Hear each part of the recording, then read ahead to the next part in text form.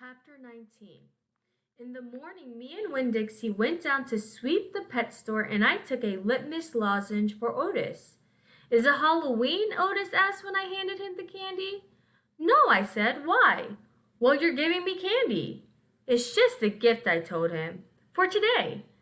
Oh, said Otis. He unwrapped the litmus lozenge and put it in his mouth, and after a minute, tears started rolling down his face.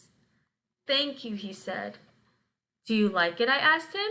He nodded his head. It tastes good, but it also tastes a little bit like being in jail. Gertrude!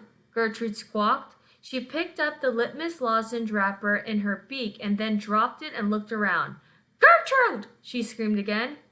You can't have any, I told her. It's not for birds. Then real quick, before I lost my nerve, I said, Otis, what were you in jail for? Are you a murderer? No, ma'am, he said. Are you a burglar? No, ma'am, Otis said again. He sucked on his candy and stared down at his pointy-toed boots. Pointy-toed boots. You don't have to tell me, I said. I was just wondering. I ain't a dangerous man, Otis said, if that's what you're thinking. I'm lonely, but I ain't dangerous. Okay, I said, and I went into the back room to get my broom. When I came back out, Otis was standing where I left him, still staring down at his feet. It was on account of the music, he said. What was? I asked. Why I went to jail. It was on account of the music.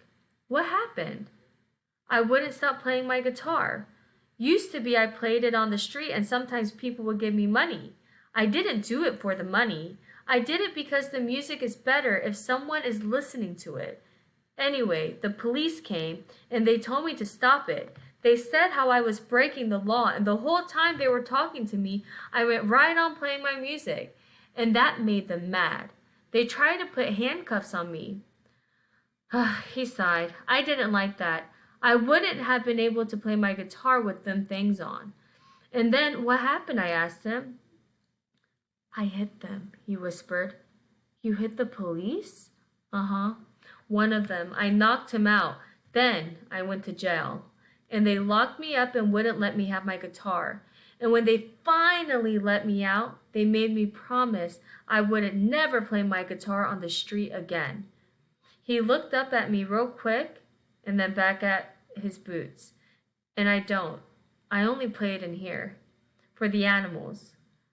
Gertrude, the human Gertrude, she owns this shop and she gave me this job when she read about me in the paper, and she said it's all right for me to play music for the animals.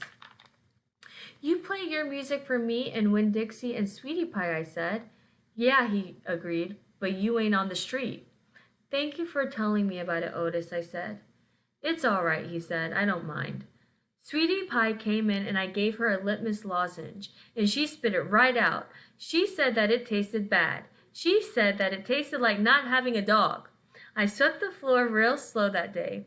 I wanted to keep Otis company. I didn't want him to be lonely. Sometimes it seemed like everybody in the world was lonely. I thought about my mama. Thinking about her was the same as the hole you keep on filling with your tongue after you lose a tooth. Time after time, my mind kept going to that empty spot, the spot where I felt like she should be.